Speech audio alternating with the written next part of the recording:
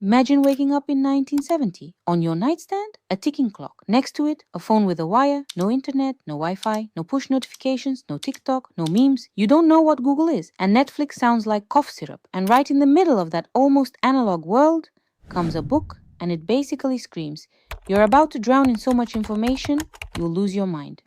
The author? Futurist Alvin Toffler. The book? Future Shock.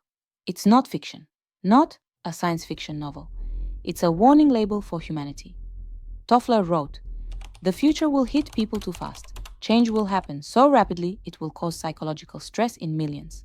He predicted a new kind of suffering, not from hunger, not from cold, but from too much change and too much data. He called it future shock, or let's say it straight, info shock. That's when everything moves so fast you literally can't keep up. Not mentally, not emotionally, not even physically. Think about it. Just 50 years ago, a person would consume less info per day than you do in one scroll of your feed. News came from a morning paper, letters to your mailbox if the mailman didn't call in sick. And now you wake up, grab your phone, and instantly you're hit with who got divorced, who made a million, who leaked the voice notes, who dropped a new crypto scam, and it's still only 8:37 a.m.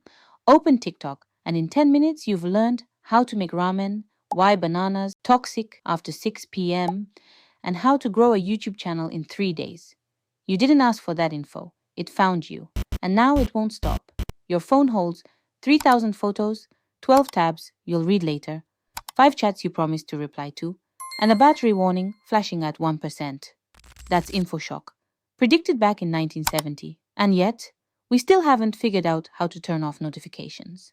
Now, ask yourself, have you ever physically struggled just to make a decision? Like, what show to watch, what toothpaste to buy, who to text back first? It's not laziness, it's overload, it's the weight of too many choices. Psychologists call it decision fatigue, when every what to wear, where to go, read, or scroll becomes a micro-energy drain. And if your brain feels fried, maybe you've just made too many decisions today. Too many options equals no willpower. Too much input equals disgust with everything. That's also InfoShock. Here's a throwback. News used to hit at 9 p.m., one single broadcast. Now, news is an eternal flood. Tragedy in one tab, dog dancing in the next. Your brain can't tell what matters anymore. Everything screams, nothing sticks. That's called context erosion, when you know 1,000 things but have no idea what to do with them. When you know what's happening but don't know where you are in all of it. You feel like you're missing something, but you don't know what. That's pure InfoShock. And the funniest part, we already know it. We watch reels about digital detox. We meditate to calming music, and then immediately forget what we meditated about. We set app timers, then hit 15 more minutes. We are sick of our phones, but can't let them go. We are like passengers on a plane with no pilot, running down the aisle looking for the cockpit. But the aisle is a browser, and the passengers are your 53 open tabs. And somewhere in between, you are trying to remember which thought is yours, which decision was actually yours. Were any of them? That's not a bug. That's the environment now. And in this environment, it's not just about swimming. It's about learning to pause. Quick question though. You're not one of those people who watches and scrolls past, right? Hit follow. Let's break the system together.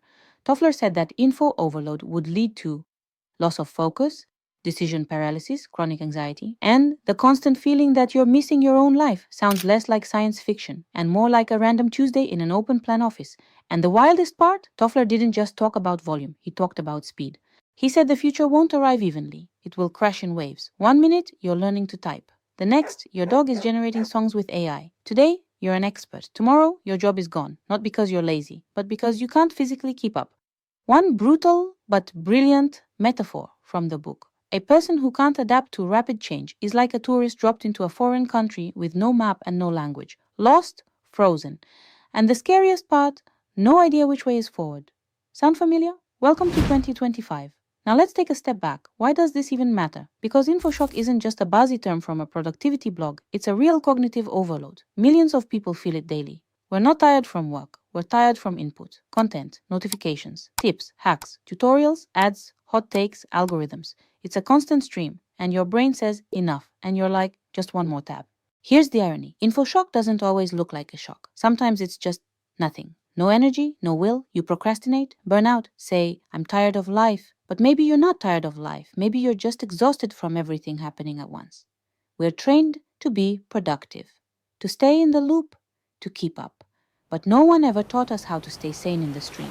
Toffler tried to tell us, being modern doesn't mean being maxed out. Being informed doesn't mean living in panic. Infoshock is not weakness. It's a human reaction to a world that moves way too fast. And if we want to survive the future, we need to learn not just to consume, but to pause. He even predicted what would happen next.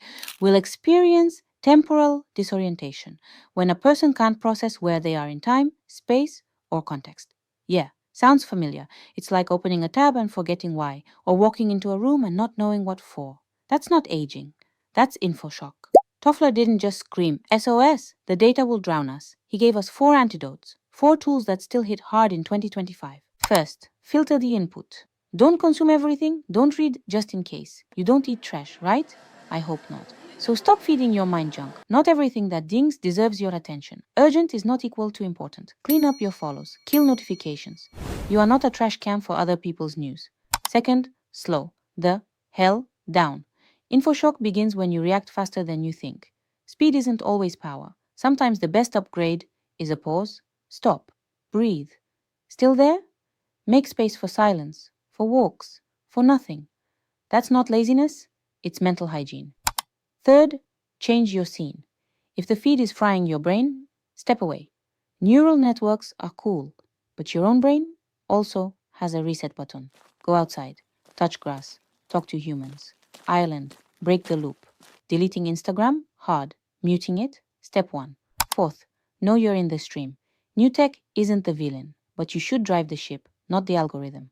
Too often, we don't even realize we've been swept away. Newsfeed, comments, clickbait, doomscroll, and suddenly you're not choosing anymore. You're just reacting. That's the moment when either you remember who you are or you dissolve into the feed forever. Toffler wasn't a drama queen. He was a realist. He wasn't anti-tech. He was pro-control, filter, slow down, step outside, stay aware.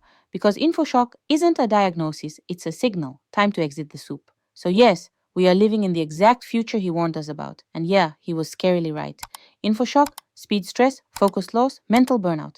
But here's what we have that he didn't, awareness. And with that, we still have a shot. So hit that follow. Because this was just episode 1. Coming up next, virtual friends, future jobs, disposable marriages, hyperloop, aging, deleted, and predictions that flopped hard. But first, turn off your phone just for 10 minutes. Toffler would be proud. Oh, and the like button? It decides whether this video lives or dies. So, yeah, tap it. You're pixel blonde.